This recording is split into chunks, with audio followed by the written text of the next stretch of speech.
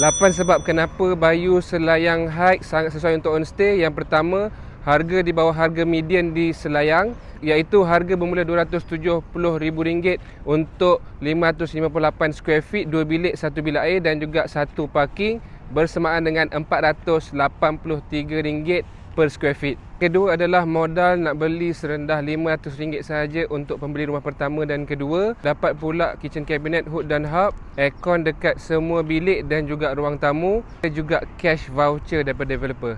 Lupa anda nak bagi tahu, yuran guaman juga percuma untuk SPA dan juga loan agreement.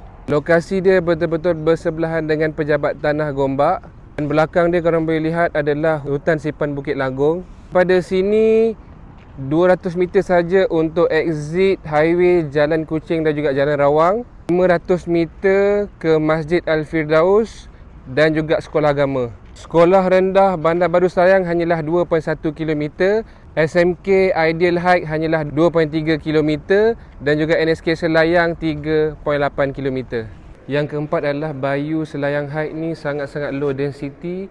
Total hanyalah 990 unit sahaja. Ada 2 blok, ada 35 tingkat. Setiap blok ada 5 lift. Yang keenam adalah kemudahan servis residence yang lengkap. Total ada 32 jenis kemudahan. Ada swimming pool, tenis dan juga mini futsal court. Ada indoor badminton court ataupun boleh dijadikan multi-purpose hall. Ada gym dan juga dalam tu ada MMA zone ataupun boxing court.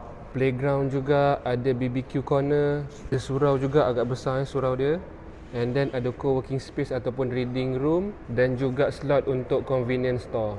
Macam-macam lagi guys. Kalau nak tengok lebih, korang kena datang sini viewing dengan Adnan. Yang kelima adalah pemandangan hijau-hijauan hutan Sipan ni memang cantik dan tenang lah kalau korang duduk sini.